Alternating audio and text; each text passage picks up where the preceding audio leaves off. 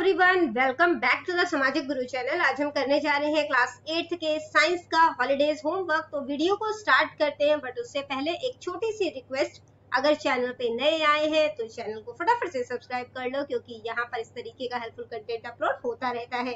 तो चलिए बिना देरी किए वीडियो स्टार्ट करते हैं। देखो, सबसे पहला क्वेश्चन हमें दिया गया है, prepare the chart of scientific vocabulary words from given below chapters. ठीक है, तो वोकैबुलरी वर्ड्स लेने हैं जो साइंटिफिक है और इन चारों चैप्टर से लेने हैं। तो सबसे पहले क्रॉप प्रोडक्शन एंड मैनेजमेंट से देख लेते हैं।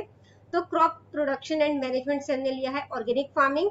ठीक है, ये वो फार्मिंग होती है जिसमें कि हम जो इनऑर्गेनिक फर्टिलाइजर है उनका इस्तेमाल नहीं करते। ठीक है, हम खेती बाड़ी के लिए जो है गोबर की खाद, ठीक है, वर्मी कंपोस्ट, इन सब का इस्तेमाल करते हैं। इसके बाद है बेटा पेस्ट। तो कोई भी एनिमल या माइक्रो ऑर्गेनिज्म जो कि फसल पे अटैक करता है वो पेस्ट होते हैं।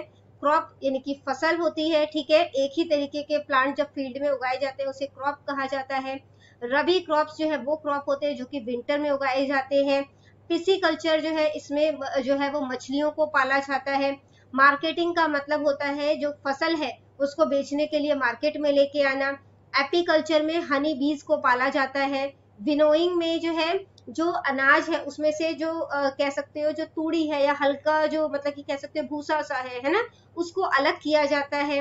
वीड्स होता है अनवांटेड प्लांट जो मतलब कि फसल के साथ उग जाते हैं। ट्रांसप्लांटेशन होता है पौधा जब एक छोटा सा उग गया है उसको दूसरे किसी जगह पे लगा देना। ठीक है, डेयरी फार्मिंग है मिल्क के लिए एनिमल्स को पालना। ग्रैनरी जो है वो मतलब कि कह सकते हो एक स्टोर हाउस की तरह होता है जहां पर जो है वो ग्रेन्स को स्टोर किया जाता है। ठीक है, जो अगला चैप्टर है जिससे आपने करना है वो है micro organism friends and four.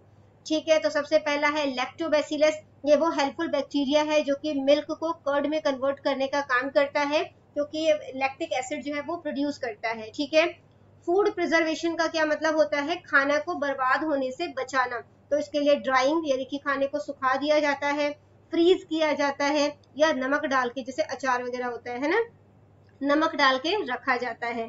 Frozen Ps यानी कि फ्रोजन मटर जो खाते हो तो वो भी फ्रीजिंग करके उसको बचाया जा रहा है। ठीक है, इसके बाद है बेटा रेंसिडिटी। रेंसिडिटी का मतलब क्या होता है कि जो है condition in which food specially fats and oils gate spoiled and smell bad due to oxidation. तो खाने की चीज जिसमें कि फैट और ऑयल का इस्तेमाल किया गया है उसमें स्मेल आनी शुरू हो जाती है क्योंकि वो ऑक्सीडाइज्ड हो गया है। ठीक है, तो वैक्सीनेशन है जिसमें वैक्सीन लगाने की जो प्रक्रिया होती है ताकि बॉडी जो है उसके लिए जो है उस बीमारी के खिलाफ इम्यूनिटी जो है वो जनरेट कर सके। ठीक है, तो वो वैक्सीनेशन होता है।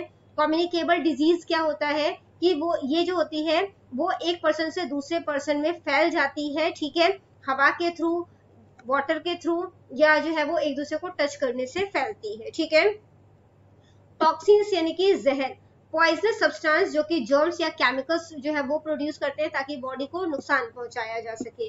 पैथोजेंस क्या होते हैं, जो माइक्रो ऑर्गेनिज्म जैसे कि बैक्टीरिया, वायरस, फंगी या प्रोटोजोआ जो कि इंसानों को, जानवरों को या प्लांट को बीमार करते हैं। ठीक है, वो पैथोजेंस है।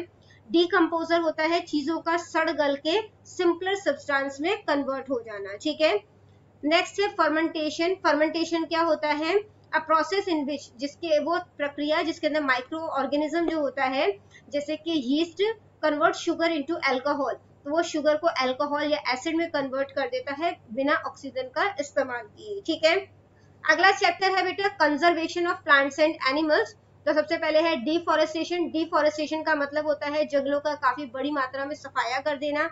बायोडाइवर्सिटी मतलब बायो मतलब होता है लाइफ, डाइवर्सिटी मतलब विभिन्नता। तो काफी सारे जो प्लांट्स है, एनिमल्स है, माइक्रो ऑर्गेनिज्म है जो एक एरिया में रहते हैं उनकी विभिन्नता को दर्शाता है। ठीक है, रिफॉरेस्टेशन का क्या मतलब होता है, री का मतलब होता है दोबारा। ठीक है, the process of planting trees again in areas where forest have been cut down. तो जहां पे जंगलों का सफाया किया जा चुका है वहां पे दोबारा से प्लांट लगाना रिफॉरेस्टेशन कहलाता है। डेजर्टिफिकेशन क्या होता है, the process by which fertile land become desert, जिससे कि वो प्रक्रिया जिसमें कि फर्टाइल लैंड जो है वो डेजर्ट बन जाता है, usually due to drought, basically सूखे की वजह से, जंगलों को सफाया हो गया है इस वजह से, या फार्मिंग का प्रॉपर तरीका नहीं अपनाया गया। ठीक है, इसके बाद है एंडेमिक स्पीशीज। एंडेमिक स्पीशीज क्या होता है, प्लांट्स और एनिमल्स जो कि एक स्पेसिफिक जोग्राफिक एरिया में पाए जाते हैं। ठीक है, और कहीं और नहीं पाए जाते, वो एंडेमिक स्पीशीज है। एंडेंजर्ड स्पीशीज होते हैं, वो प्रजातियां जो कि खतरे में है और आने वाले टाइम में खत्म हो सकती है। एक्सटिंक्ट स्पीशीज हैं जो कि अब धरती पर नहीं बची, वो प्रजातियां जो कि अब धरती पर नहीं बची। हैबिटेट क्या होता है? नेचुरल होम या इन्वायरमेंट जहां पर कोई प्लांट और एनिमल्स जो है वो रहते हैं, ठीक है। रेड डेटा बुक जो है ये बेसिकली वो बुक है जिसमें कि जो प्रजाति खतरे में है, ठीक है, तो उनका रिकॉर्ड जो है वो रखा जाता है ताकि उन्हें बचाया जा सके। एफॉरेस्टेशन का क्या मतलब होता है? The process of creating new forest by planting trees in area where there were no previous forest. तो जहाँ पे पहले जंगल नहीं थे बट अब जो है वहां पे प्लांट लगाए जा रहे हैं, न्यू फॉरेस्ट बनाया जा रहा है, तो वो एफॉरेस्टेशन है। जहाँ पहले जंगल थे और वहां पर जो है जंगलों का सफाया कर दिया गया, दोबारा पेड़ लगाए जा रहे हैं, वो रिफॉरेस्टेशन कहलाता है, ठीक है। अगला देखते हैं, लाइट चैप्टर से है ट्रांसपेरेंट। ट्रांसपेरेंट मतलब पारदर्शी, जिसके थ्रू आप आर पार जो है वो देख सकते हैं वो ट्रांसपेरेंट है, जिसके थ्रू आर पार नहीं देख सकते वो ओपेक है, जिसके थ्रू जो है मतलब कि लाइट क्लियरली पास नहीं होती वो ट्रांसलूसेंट है, जैसे कि फ्रॉस्टेड ग्लास या बटर पेपर। रिफ्लेक्शन क्या होता है? The bouncing back of light when it hits a surface. तो जब एक सरफेस पे कोई लाइट जो है वो हिट करते वापस जो है वो टकरा के वापस आ जाती है, तो वो रिफ्लेक्शन है, ठीक है। रेगुलर रिफ्लेक्शन क्या मतलब है? Reflection of light from a smooth surface where light rays bounce back in the definite direction. एक फिक्स डायरेक्शन में लाइट जो है वो बाउंस हो रही है, तो ये रेगुलर रिफ्लेक्शन है, ठीक है। ब्रेल जो है वो एक कह सकते हो कि एक बुक कह सकते हो, ठीक है, जिसमें कि एक सिस्टम है बेसिकली ब्रेल, जिसमें कि जो डॉट्स है वो रेज्ड होते हैं ताकि जो मतलब वो पर्सन जो कि जो है वो देख नहीं सकते वो उन्हें टच करके रीड कर पाते हैं, ठीक है। लाइट क्या है? लाइट एक फॉर्म ऑफ एनर्जी है जो कि हमें केपेबल बनाता है कि हम चीजों को देख सके, और लाइट हमेशा स्ट्रेट लाइन में ट्रेवल करता है, ठीक है। तो ये हमने कर दिया फर्स्ट। इसके बाद देखो अगला question, find out from your family और village about the agriculture tool implements use in main farming method. तो एग्रीकल्चर टूल कौन कौन सा इस्तेमाल किया जाता है, ठीक है, फार्मिंग मेथड में मॉडर्न क्रॉप प्रोडक्शन के लिए इन योर सराउंडिंग, आपके आसपास में, ठीक है, और उनके क्या क्या यूसेज है वो आपने बताना है। तो देखो इसका आंसर कैसे लिखा है हमने, agriculture tool and implement use in modern crop production in my village and surrounding areas farming is an important occupation. तो मेरे गांव में या उसके आसपास के एरिया में जो फार्मिंग है, खेती बाड़ी, वो एक मुख्य व्यवसाय है। With the advancement in technology modern farming method are commonly use. तो क्योंकि टेक्नोलॉजी जो है वो एडवांस हो गई है तो फार्मिंग मेथड जो है वो मॉडर्न वाला इस्तेमाल किया जाता है। और these method rely on various tool, और जो मेथड अपनाए जाते हैं वो काफी सारे टूल्स और इम्प्लीमेंट्स के ऊपर जो है निर्भर करते हैं, ठीक है।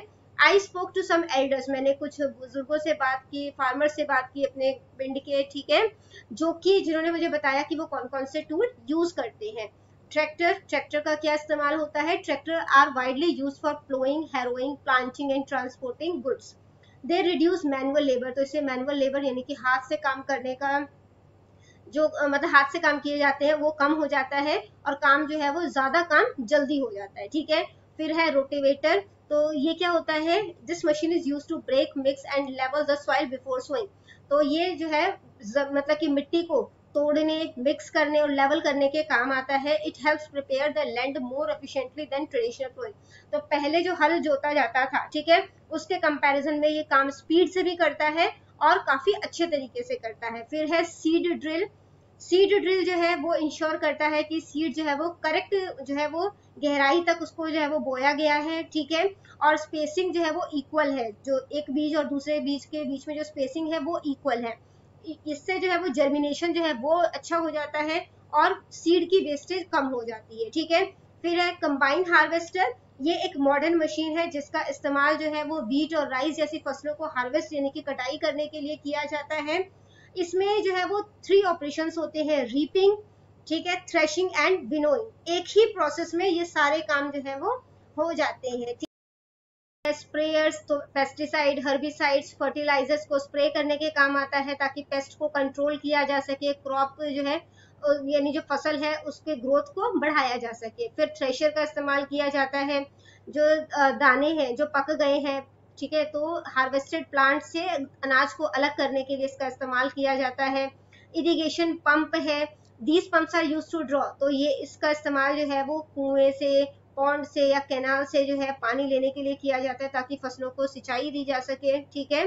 और पावर वीडर क्या होता है, power weeder is use to remove weeds, तो पावर वीडर का इस्तेमाल किया जाता है वीड्स को हटाने के लिए, सॉइल को लूज करने के लिए, ठीक है। It is useful for intercultural operation, और ये आप यहीं तक लिख दो चाहे, ठीक है।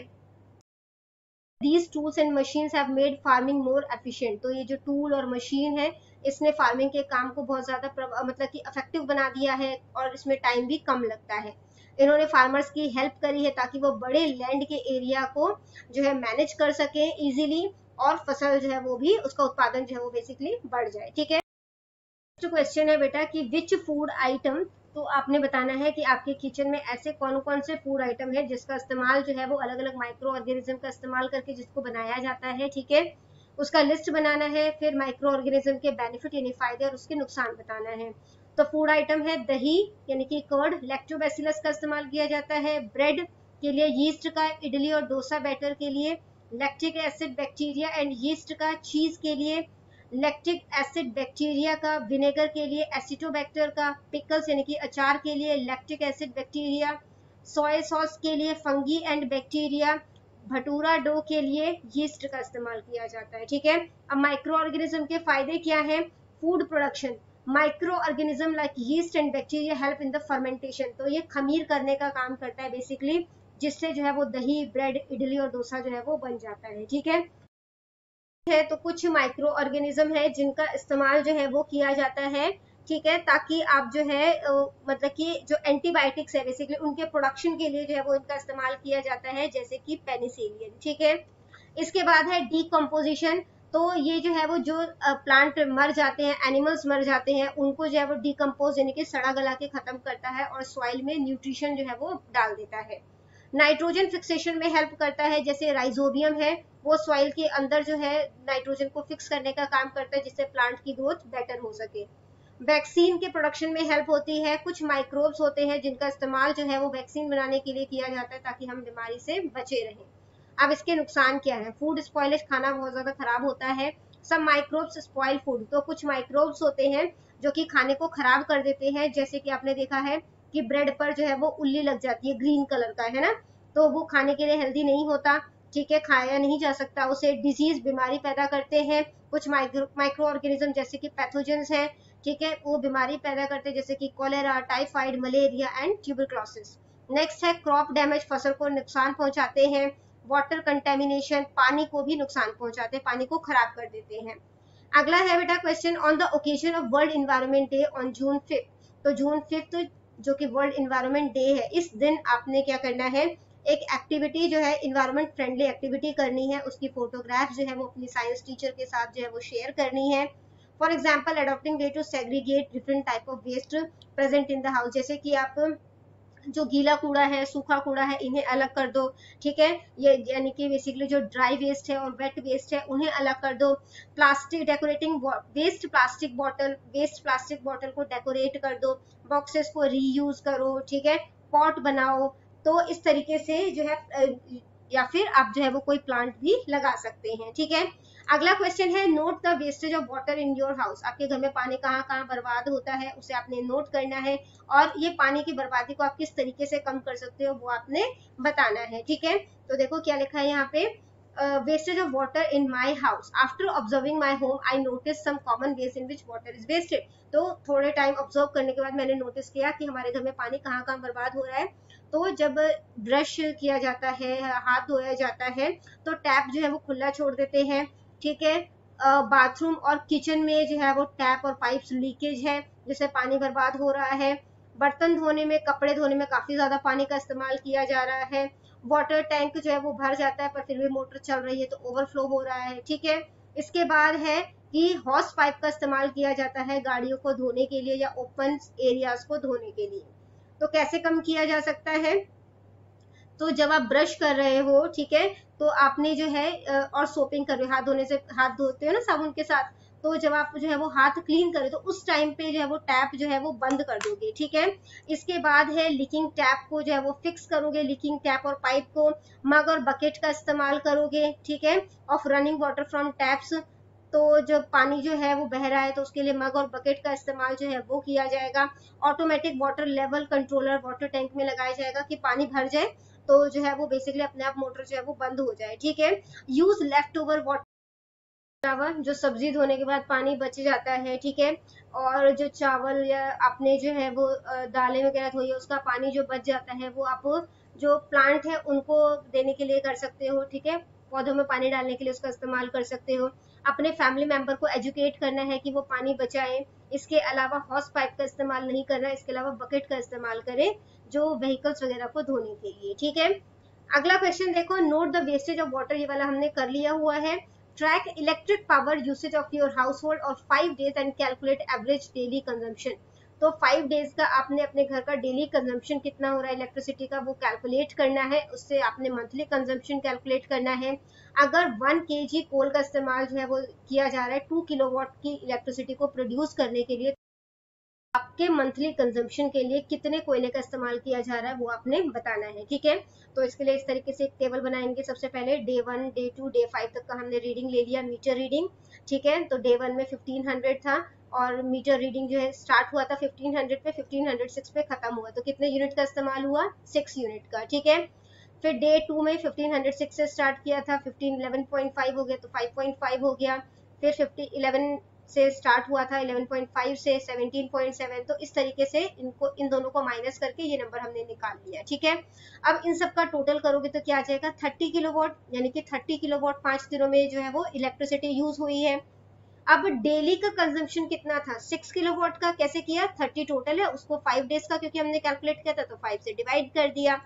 अब हम मान के चलते हैं मंथली कंजम्पशन जो है वो हमारी कितनी है, तो 30 डेज का हम मान के चलते हैं कि मंथ है, ठीक है। तो 6 को 30 से मल्टीप्लाई कर दिया तो 180 किलोवाट हो गया, ठीक है। अब क्वेश्चन के अकॉर्डिंग क्या था कि 1 kg कोल का इस्तेमाल करके 2 किलोवाट इलेक्ट्रिसिटी प्रोड्यूस की जाती है, ठीक है। तो 180 किलोवाट हमारे घर की इलेक्ट्रिसिटी कंजम्पशन है, तो 180 को आपने 2 से डिवाइड कर देना, तो कितना हो जाएगा 90, तो 90 किलो कोल का इस्तेमाल जो है वो किया जाएगा आपके घर की बिजली को मतलब कि बनाने के लिए, ठीक है। अगला क्वेश्चन देखो बेटा, जो कि है कि आपने जो है to explain the persistence of vision prepare pictures on both side of a white paper. इसके लिए आपने क्या करना है ना कि आप एक पेपर मान के चलते हैं कि ये फ्रंट साइड है, फ्रंट साइड प्रिपेयर करनी है, ये बैक साइड प्रिपेयर करना है, ठीक है। तो यहाँ पे फ्रंट साइड पे ना आप कोई बर्ड बना लेना, ठीक है। तो जो है यहाँ पे जैसे कि हमने जो है वो एक बर्ड बना ली, ठीक है। तो यहाँ पे जो है वो एक केज बना लेना, ठीक है। तो ना जब आप अब क्या करना, जैसे कि ये केज बन गया, अब आपने ये दोनों पेपर जो है वो पेस्ट कर लेना, ठीक है। और बीच में ना एक डंडी डाल के, ठीक है, एक साइड जो है वो बर्ड वाली पिक्चर हो और इसके पीछे की साइड जो है वो केज वाली पिक्चर लगा देना, ठीक है। अब क्या करोगे बेटा, जब आप इसको घुमाओगे ना, मतलब कि जैसे हाथ से दोनों को रब करके जो घुमाओगे तो क्या होगा कि ना आपको इस तरीके से लगेगा, देखो हमने अलग अलग बनाया ना, बर्ड केज के अंदर नहीं और केज जो है केज के अंदर बर्ड नहीं है, है ना। तो जब आप इसको स्पीड से घुमाओगे ना यहाँ से डंडी की हेल्प से, तो ये दिखेगा आपको जैसे कि जो बर्ड है वो केज के अंदर है, ठीक है। तो ये होता है persistence of vision. I hope आपको ये समझ में आ गया होगा कि किस तरीके से आपने ये प्रोजेक्ट बनाना है, ठीक है। इसका आपने फोटो खींचना है, इसकी वीडियो बनानी है कि ये किस तरीके से काम कर रहा है और इसका मॉडल जो है वो अपने साइंस टीचर को भेजना है, ठीक है। इसके बाद आपको क्या कहा गया है, provide your contribution in saving environment, environment को सेव करने में अपना योगदान दें, एटलीस्ट एक पौधा या एक पेड़ जरूर लगाएं और इसकी फोटोग्राफ जो है कि आपने जो है वो पौधा लगाया है अपने टीचर को फोटो इसकी भेजनी है और दूसरों को भी मोटिवेट करें कि वो भी पौधे लगाएं। तो करते हैं इस वीडियो को यहीं पे खत्म। आई होप ये सारी ही चीजें आपको क्लियर हो गई होगी। मिलते हैं अगले वीडियो में, तब तक के लिए बाय बाय।